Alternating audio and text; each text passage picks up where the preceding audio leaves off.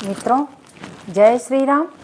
मैं नीलम मिश्रा आप सबका स्वागत करती हूँ अपने YouTube चैनल ज्ञान दर्पण में। तो आज आपके समक्ष मैं लेके आई हूँ बहुत सुंदर कथा, पुनः श्रीमद् भागवत की। श्रीमद् भागवत के प्रथम स्कंध की कथा है। महाराज सुखदेव के जन्म की कथा है कि किस प्रकार उनका प्राकट्य हुआ और किस प्रकार उनका जीवन रहा, यह आपको सुनाएंगे। इसके बारे में आप सुने, समझें और भक्ति करें। तो वैसे यह कथा देवी भागवत में भी वर्णित है, कई पुराणों में है, किंतु श्रीमद् भागवत के द्वारा जो मैंने पढ़ा है उसे मैं आपको सुना रही हूँ। और इसके पीछे बहुत सारी कथाओं में भी यह वर्णन आता है। तो आप सुने, इसे सुनिए। एक बार की बात है कि इसकी मैं भूमिका बता देती हूँ कि किस प्रकार भगवान शिव ने अमर कथा सुनाई माता पार्वती को और किस प्रकार सुखदेव जी का प्राकट्य हुआ। तो एक बार की बात है, ब्रह्मा जी एक सभा का आयोजन करते हैं। सृष्टि के रचनाकार सभा का आयोजन करते हैं, तो उस सभा में एक प्रश्न कर देते हैं। और वो बहुत बड़ी सभा लगी थी। सभा में देवता, यक्ष, गंधर्व, किन्नर, ऋषि, मुनि सभी आए हुए थे। सभी बहुत ही प्रेम से ब्रह्मा जी की वाणी को, वेद शास्त्र की भाषा को सुन रहे थे। दर्शन का व्याख्यान सुन रहे थे। सारी बातें ब्रह्मा जी के द्वारा कही जा रही थी और सभी लोग श्रोतागण प्रेम पूर्वक सुनते। तो उसी सभा में ब्रह्मा जी ने कह दिया कि ये बताइए कि एक प्रश्न मैं आप लोगों से करता हूँ, श्रोताओं से मैं एक प्रश्न करता हूँ कि श्रोतागण मुझे ये बताएं कि इस संसार में तीनों लोक 14 भुवन में सबसे मूल्यवान है क्या? सबसे मूल्यवान क्या वस्तु है, क्या चीज है? आप उसकी व्याख्या करें। आप लोगों में से जो इसका मूल्यांकन, इसका आकलन, इसकी परिभाषा दे सके, वह मेरे समक्ष प्रस्तुत करें। तो अब ब्रह्मा जी की बातों को सुन के सभी लोग असमंजस में पड़ जाते हैं। सभी लोग एक दूसरे को देखने लगते हैं कि इसका उत्तर क्या दिया जाए। कोई कहता है हीरा सबसे बहुमूल्य है, कोई कहता सोना बहुमूल्य है, कोई कुछ कहता, कोई कुछ कहता। अपनी अपनी योग्यता, अपने अपने ज्ञान के अनुसार सभी परिभाषित करते। उस सभा में नारद जी भी बैठे हुए थे। किसी ने कहा कि सबसे बड़ा तो प्रेम है इस संसार में, प्रेम से बड़ा कोई चीज नहीं है। जब यह ब्रह्मा जी ने सुना तो ब्रह्मा जी को बहुत ही संतोष मिला कि कोई तो इसे जानता है। तो उसी में से किसी ने कहा कि ये बताइए कि सबसे प्रेम किसके बीच सबसे उत्तम प्रेम है? तो कोई कहता है कि ब्रह्मा जी और ब्रह्माणी में सबसे अधिक प्रेम है, सर्वाधिक। पुनः प्रश्न आता है कि ब्रह्मा जी और ब्रह्माणी में कैसे प्रेम हो सकता है इतना? क्योंकि ब्रह्मा जी तो अपने सृष्टि की रचना में व्यस्त रहते हैं, तो ब्रह्माणी से इतना प्रेम कैसे कर सकते हैं? तब तक नारद जी उठ के क्या कहते हैं? नारद जी भगवान विष्णु के परम भक्त, माता लक्ष्मी के परम भक्त नारद जी ने कहा कि सबसे बड़ा प्रेम हमारे पिताश्री जिसका परमात्मा का मैं भजन करता हूँ भगवान विष्णु हैं और माता लक्ष्मी में सबसे ज़्यादा प्रेम है। 14 भुवन 3 लोक में और किसी के अंदर इतना प्रेम नहीं है आपस में। किंतु पुनः कोई प्रश्न कर दिया, कोई गंधर्व, कोई देवता, कोई किन्नर उसमें प्रश्न कर देता है कि कैसे मान लें कि इतना अधिक प्रेम है माता लक्ष्मी और भगवान विष्णु में, क्योंकि भगवान विष्णु भी तो अपने भक्तों के पीछे दौड़ते हैं, तो माता लक्ष्मी से कहाँ प्रेम है उनको इतना अधिक। सर्वाधिक तो वो भक्त को मानते हैं, तो कहाँ उनका प्रेम इतना है। गजेंद्र को के बुलाने पर वो दौड़ गए नंगे पैर, द्रौपदी माँ के बुलाने पर वो कृष्ण के रूप में दौड़ गए, तो कहाँ उनके पास माता लक्ष्मी के लिए प्रेम है इतना अधिक। तो किसी ने कहा कि सर्वाधिक प्रेम तो किसमें है, महादेव में है, महादेव और माता पार्वती में, क्योंकि दोनों एक साथ रहते हैं, संतोष से और प्रेम से रहते हैं। भगवान महादेव कहीं जाते भी नहीं, वो श्मशानवासी हैं, माता के साथ जीवन व्यतीत करते हैं संतोषपूर्वक। इसलिए माता भगवती और भगवान शिव में सबसे अधिक प्रेम है।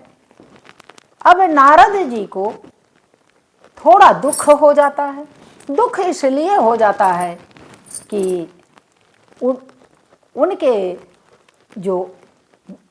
उनके परमात्मा क्या वो जिस रूप में परमात्मा का भजन करते हैं वो तो विष्णु का रूप था, तो उनको ये लगता था कि सर्वाधिक प्रेम तो विष्णु और लक्ष्मी में है। इसलिए उन्होंने एक शिव भक्त से कह ही दिया वो उस सभा में कि ऐसा नहीं है, माता पार्वती और शिव जी में इतना प्रेम नहीं हो सकता। अब शिव भक्त ने कहा कैसे नहीं हो सकता, आप कैसे प्रमाणित करोगे। उन्होंने कहा मैं तो झगड़ा लगवा दूंगा, अभी देख लेना, पता चल जाएगा कितना प्रेम है। अब भगवान की कृपा से, परमात्मा की कृपा से वह सभा समाप्त होती है और सभी लोग अपने अपने कर्तव्य पालन में चले जाते हैं। जब कर्तव्य पालन में चले जाते हैं तो नारद जी सोचते हैं कि अब मुझे जाना चाहिए कैलाश पर्वत में जाऊंगा और माता पार्वती के पास और भगवान शिव के पास चलता हूँ, देखता हूँ कितना प्रेम है। अब भगवान शिव के पास कैलाश पर्वत पर सदैव आना जाना ऋषिवर का था। अब ऋषिवर जब आकाश मार्ग से क्षण भर में पहुंच जाते हैं, जब क्षण भर में वो पहुंच जाते हैं तो संयोगवश माता पार्वती अकेली थी वहां पर और भगवान शिव अपनी तपस्या में कहीं आसन लगाकर समाधिस्थ थे। माता पार्वती ने कहा ऋषिवर आइए, आपका स्वागत है, आसन ग्रहण करें और जलपान करें। उन्होंने कहा कि कहाँ है भोलेनाथ। माता ने कहा भोलेनाथ तो समाधि में लीन हैं और अभी तो यहाँ नहीं हैं, वो कहीं गए हैं, अभी आएंगे तो मुलाकात हो सकती है। अब नारद जी ने कहा बहुत आवश्यक बात करनी थी मुझे, इसलिए आवश्यक है, मैं बात करना चाहता हूँ भोलेनाथ से। तो माता ने कहा अगर कोई आवश्यक सूचना है तो आप मुझे बता दें, क्योंकि हम उनको सूचित कर देंगे। हम और भोलेनाथ में कोई फर्क न समझिए आप, क्योंकि भोलेनाथ कोई मुझसे वार्तालाप नहीं छिपाते हैं, सारी चीज़ें प्रकट करते हैं मेरे सामने, मैं और वो कोई फर्क नहीं है। अब इस प्रकार जब माता भगवती कह देती हैं तो नारद जी को तो चांस मिल गया, उनको अवसर प्राप्त हो गया कुछ कहने का। नारद जी ने कहा कि माता यह कैसे मैं मान लूं कि भगवान भोलेनाथ आपको सभी बातें बता देते हैं। ऐसा तो हो ही नहीं सकता। क्यों नहीं हो सकता? क्योंकि हर पुरुष में यह स्वभाव होता है कि अपनी पत्नी से सारी बातें अपने जीवन की नहीं करता। माता भगवती ने कहा, ऐसा है ही नहीं हमारे और भोलेनाथ के बीच। आप कैसे यह सशंकित हो सकते हैं? कैसे आप आक्षेप लगा सकते हैं? अब नारद जी ने कहा, अगर ऐसी बात है तो माता ये बताइए कि भोलेनाथ ने सब कुछ आपको बता दिया है? माता ने कहा, सब कुछ बता दिया है, कुछ भी उनके अंदर नहीं रहता जो हमें ना बताएं। अब नारद जी ने को तो मिल गया है अवसर। उन्होंने कहा, अगर सब कुछ बता देते हैं तो ये बताइए माते कि आप अमर कथा जानती हैं? अमर कथा को भगवान भोलेनाथ ने क्या आपको सुनाया है? क्योंकि अमर कथा कोई बिरला ही सुनता है, सभी के लिए वह नहीं प्राप्त हो सकता। जो विशेष भक्त होता है वही सुनता है और वो अमर हो जाता है। अब तो माता पार्वती को चिंता हो गई कि मैं तो जानती ही नहीं अमर कथा, अब भोलेनाथ आए तो मैं बताऊंगी कि अमर कथा है क्या, और हमसे क्यों नहीं उन्होंने बताया। ऋषिवर तो आग लगा के निकल लिए प्रणाम करके कि ठीक है माता, मैं पुनः आऊँगा भोलेनाथ से मिलने। तो दंडवत किए और निकल लिए। जब निकल जाते हैं, अब माता पार्वती के अंदर यह जिज्ञासा होती है कि भोलेनाथ ने मुझसे क्यों छिपाया, मुझे क्यों नहीं बताया? क्या मैं उस योग्य नहीं हूँ? अगर मैं उस योग्य नहीं हूँ तो बता देते हमसे, योग्यता मैं पूर्ण करती, क्यों मुझसे छिपाए? मुझसे छुपाना नहीं चाहिए। नारद जी की बात में सत्यता प्रतीत होती है। अब माता प्रतीक्षा करने लगी बहुत ही उत्सुकता से माता प्रतीक्षा करने लगती हैं कि भोलेनाथ कब आए, कब मैं उनसे अपने अंतर मन की व्यथा को जाहिर करूं। समय बीता, भोलेनाथ कैलाश पर्वत पर आए और माता ने तो कुछ बोला ही नहीं। वो क्रोधित थी थोड़ी कि हमसे क्यों छुपाया गया यह वृतांत, मुझे भी बताना चाहिए था। जब भोलेनाथ देखते हैं कि माता ना स्वागत कर रही हैं, ना जलपान पूछ रही हैं, बात क्या है आज? ऐसा तो कभी व्यवहार में नहीं था। आते ही स्वागत में खड़ी रहती थी माता पार्वती, आज क्या हो गया है? उन्होंने कहा, देवी अरे कुछ कहिए, गणेश और कार्तिक कहाँ पर हैं? उन्होंने कहा, मुझे नहीं पता, कहीं खेलने दौड़ने गए होंगे। इस प्रकार जब माता भगवती रुष्ट भाषा का प्रयोग करती हैं तो भोलेनाथ के समझ में आ जाता है। वो मंद मंद मुस्काने लगते हैं। वो तो अंतर्यामी हैं, अंतर ध्यान लगाकर सब जान लिए। उन्होंने कहा, क्या बात है प्रिय, मुझे बताओ, मैं उसका समाधान करूं। माता भगवती ने कहा कि ऐसे ऐसे नारद जी ने हमसे कहा है कि आपने अमर कथा नहीं बताई हमें। अमर कथा क्या है? और जो उस कथा को सुनता है वह अमर हो जाता है, किंतु आपने मुझे बताना उचित नहीं समझा। यह क्यों नाथ, ऐसा क्यों आपने किया मेरे साथ? ऐसा तो नहीं होना चाहिए। आप कहते हैं कि सबसे ज्यादा मैं तुम्हें प्रेम करता हूं, किंतु यह अंतर भेद क्यों किया है आपने? क्या मेरी भक्ति में कहीं चूक है, कहीं कमी है तो उसे आप बता देते। क्या कारण है कि इस प्रकार व्यवहार किया है आपने? भगवान भोलेनाथ ने कहा कि वह कथा बहुत ही बहुत ही बिरले लोग सुन पाते हैं और आपको मैं सुनाऊंगा, किंतु उसके लिए आपको सब चीज़ों का ध्यान देना पड़ेगा, बहुत सारी तैयारियां करनी पड़ेंगी।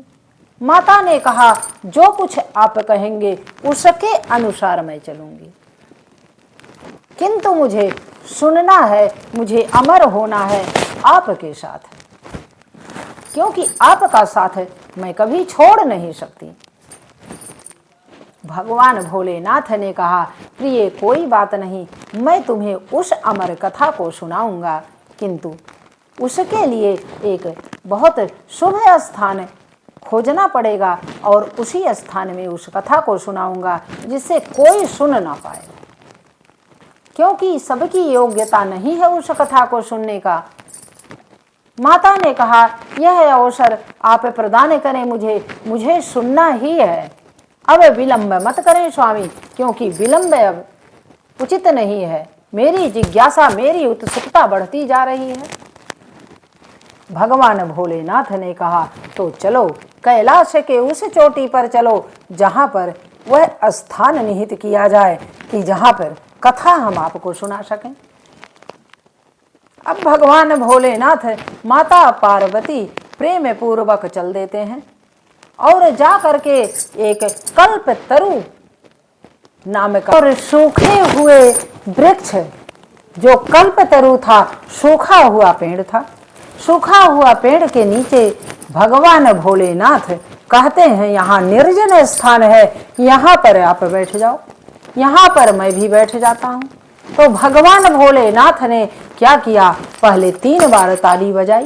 ताली बजाई इसलिए बजाई कि जिससे सारे जो भी पक्षी हैं सब उड़ जाएं, यहाँ से जीव जंतु सभी भाग जाएं। भगवान भोलेनाथ की ताली में कितना दम है आप तो स्वयं लगा सकते हैं, आंकलन कर सकते हैं। अब इस प्रकार जब एक बार ताली बजाते हैं, दूसरी बार अपने त्रिशूल को चारों तरफ वो घुमा देते हैं। चारों तरफ घुमाने के उपरांत पुनः वो एक बार ताली बजाते हैं। जब देख लेते हैं कि कोई यहाँ पर नहीं है, सभी पशु पक्षी यहाँ से जा चुके हैं, कोई यहाँ नहीं है, अब माता पार्वती हैं और मैं हूँ।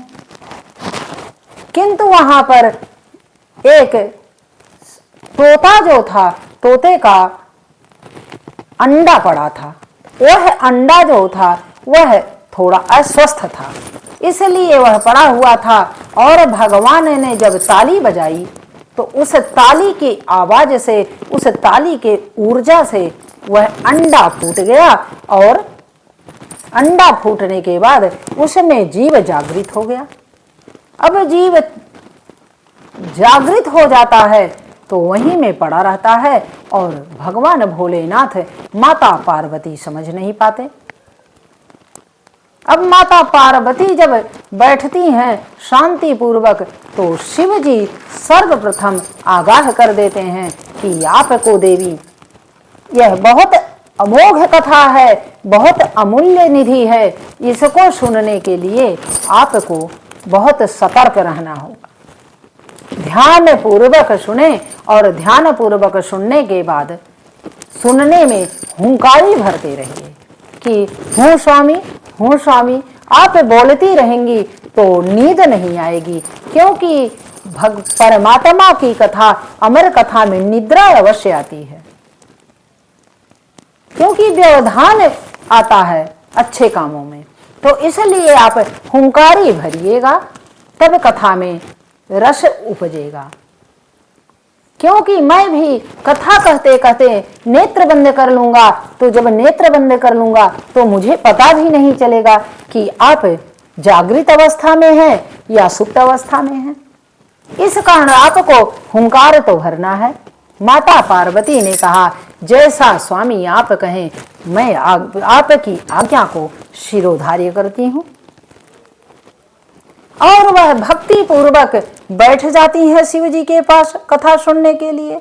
कथा सुनने के लिए बैठ जाती हैं और भगवान भोलेनाथ परमात्मा को भजते भजते कथा को प्रारंभ करते हैं।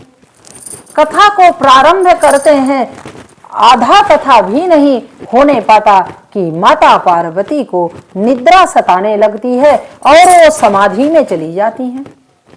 हूँ स्वामी करते करते उन्हें निद्रा आ जाती है और वह सुख का जो अंडा था, अंडे से जो जीव निकला था, उसके अंदर बल आ गया, उसके अंदर ऊर्जा प्रवेश कर गई और वह माता पार्वती की जगह पूरी कथा सुनने के लिए हूँ स्वामी करता रहा। जब हूँ स्वामी करता रहा, भगवान भोलेनाथ समझ नहीं पाए। वो तो अपने धुन में थे, अपने धुन में वो कथा कह रहे थे।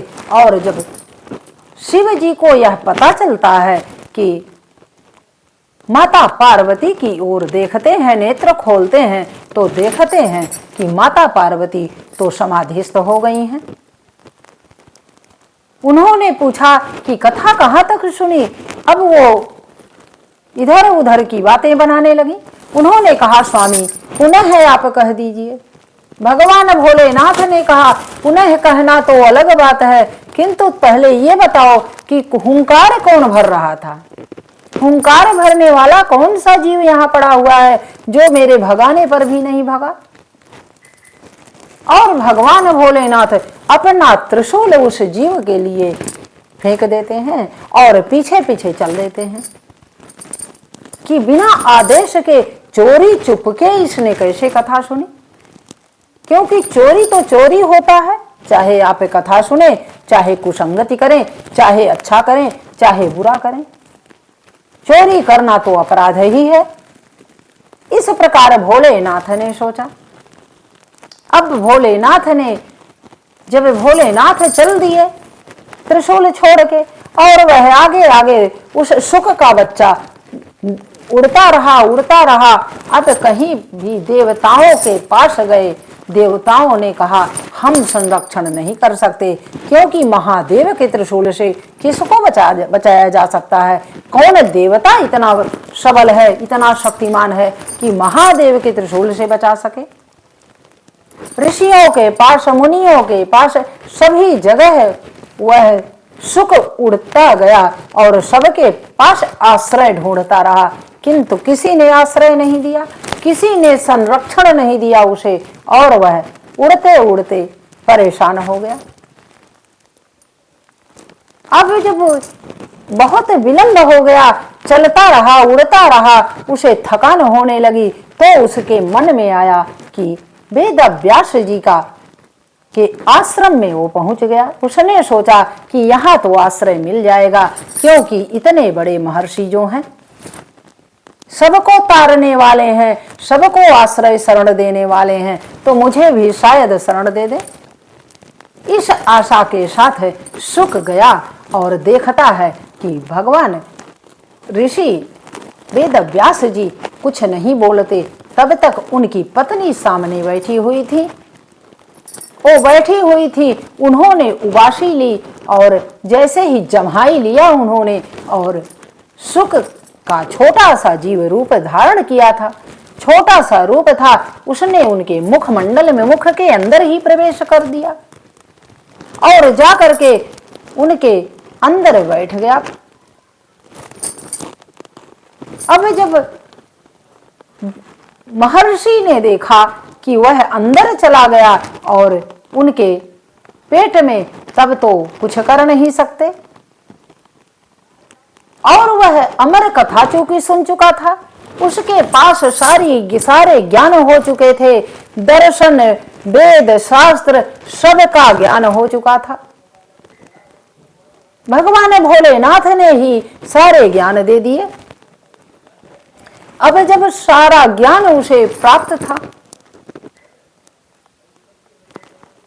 उस जीव ने महर्षि से कहा कि हे प्रभु, हे ऋषिवर, हमें यहीं रहने दीजिए। वह गर्भ से ही बोला, हमें यहीं रहने दीजिए, मैं भगवान की भक्ति करूंगा और यहीं पड़ा रहूंगा। जब समय आएगा तब मैं धरती पर आऊंगा। और धरती पर वैसे भी आना आवश्यक नहीं, इसलिए आवश्यक नहीं कि यहाँ माया है, माया में मैं नहीं आ सकता। वेद व्यास जी ने सोचा कि चलो जब गर्भ में आ ही गया है ये, तो 9 महीने बाद तो इसे धरती पर आना ही होगा। धीरे धीरे करके सत्संग कथाएं चलती रहीं, उनकी पत्नी सब सुनती रहीं, उसका ज्ञान उनके गर्भ में बढ़ता रहा। सारे वेद पुराण, सभी उपनिषदों का ज्ञान, दर्शन का ज्ञान सब देते रहे ऋषि, और सबका ज्ञाता वह सुख बनता गया। अब समय आया, 9 महीने बीतने को हुआ, और इधर शिव जी पता लगाते लगाते, ढूंढते ढूंढते आते हैं यहाँ पर महर्षि के पास। कहते हैं कि उस जीव को तो मुझे मारना है। तब व्यास जी ने कहा कि देखिए, वह शरण में आ गया है, तो शरण में आए हुए की रक्षा करनी चाहिए, इसलिए प्रभु ऐसा ना करें। अब जब इस प्रकार अनुनय विनय करते हैं और शिव जी क्रोधित अवस्था में होते हैं, तो ऋषि कहते हैं कि प्रभु, आज आपने दर्शन भी दिया पहली बार मुझे मेरे जीवन में काल में, तो आप क्रोधित अवस्था में हैं, आप शीतलता लाइए अपने अंदर, इतना क्रोध अच्छा नहीं है। उन्होंने अनुनय विनय किया और शिव जी ने उसको मान लिया, और प्रेम पूर्वक भक्त के वश में तो भगवान होते ही हैं, भगवान भोलेनाथ तो भोले हैं ही। उन्होंने महर्षि की बात को मान लिया और समाधि लगा करके अपने भजन में जुट गए। इधर जब 9 महीने बीत जाते हैं, तो सोचते हैं कि अब बालक होगा, अब बालक होगा, किंतु बालक होने का नाम ही नहीं ले रहा है। 1 वर्ष बीत गया, 2 वर्ष बीत गया, 3 वर्ष बीत गया, उसका न आकार बढ़ रहा है, न प्रकार बढ़ रहा है, और उसी अवस्था में ऋषि पत्नी के गर्भ में पड़ा हुआ है।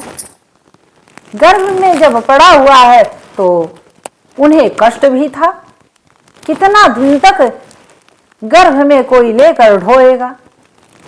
अब वो माता बहुत परेशान रहती कि कहती कि बालक आप प्रकट हो जाओ, बाहर आ जाओ, वो अनुनय विनय करती। अब महर्षि को भी चिंता हुई कि हमारी पत्नी को इतनी समस्याओं का सामना करना पड़ रहा है। उन्होंने भगवान विष्णु से प्रार्थना किया कि हे प्रभु, आपका भजन ये कर रहा है जीव, और इस को आप ही समझाइए कि यह बाहर आ जाए। इतना बड़ा भक्त वो जीव था कि भगवान को आना पड़ा। भगवान विष्णु आते हैं और कहते हैं, उससे बात करते हैं, कहते हैं कि तुम बाहर आ जाओ, 12 वर्ष बीतने को हैं, अब तुम्हें तो बाहर आना ही है। अब उस शुक के बच्चे ने कहा कि मैं बाहर तभी आऊंगा जब माया संसार से आप हटा लीजिए, क्योंकि मुझे माया की परछाई भी नहीं पड़नी चाहिए मेरे ऊपर। मैं भगवान की, आप परमात्मा की भक्ति में लीन हूं। मैं नहीं चाहता मेरी भक्ति छीण हो, और मेरी भक्ति छीण होगी तो मैं माया में फंस जाऊंगा, इसलिए मुझे माया ग्रसित नहीं होना। मैं प्रभु आपसे निवेदन करता हूँ, विनती करता हूँ कि आप मुझे अपने चरणों का दास बना के रखिए, मुझे माया नहीं चाहिए। भगवान विष्णु ने कहा कि इस धरा पर माया ही तो है, माया कैसे हटा सकता हूँ? यह प्रकृति का विधान ही नहीं है, यह मेरे वश में नहीं है, मैं कैसे माया हटा लूं? माया को मैं नहीं हटा सकता। उसने कहा तब मैं बाहर आऊंगा ही नहीं। सुखदेव जी ने कह दिया कि मैं बाहर नहीं आऊंगा। अब जब उसने इस प्रकार कह दिया तो भगवान विष्णु ने सोचा कि अब तो भक्त और भगवान की लड़ाई है, मुझे तो कुछ न कुछ करना ही होगा। अब जब भगवान विष्णु ने एक विकल्प सोचा, समाधान सोचा, समाधान सोचते हैं और कहते हैं भगवान विष्णु कि हे जीव तू बाहर आ जा, मैं एक सेकंड के लिए, एक क्षण का 100,000वां भाग, एक पल के 100,000वें भाग के बराबर मैं उतना ही समय माया को हटा सकता हूँ। उतने समय में तुम निकल आओ और तुम्हारे ऊपर उसका प्रवेश नहीं होगा। उसने कहा, उस जीव शुक ने कहा, अगर इतना आप कर सकते हैं तो ठीक है प्रभु, मैं देखूंगा ही नहीं इस संसार को, तो मेरे ऊपर वशीभूत नहीं होगा माया। और इस प्रकार जब उनकी पत्नी के गर्भ से वो उत्पन्न होते हैं तो उनका नाम शुकदेव रख दिया जाता है।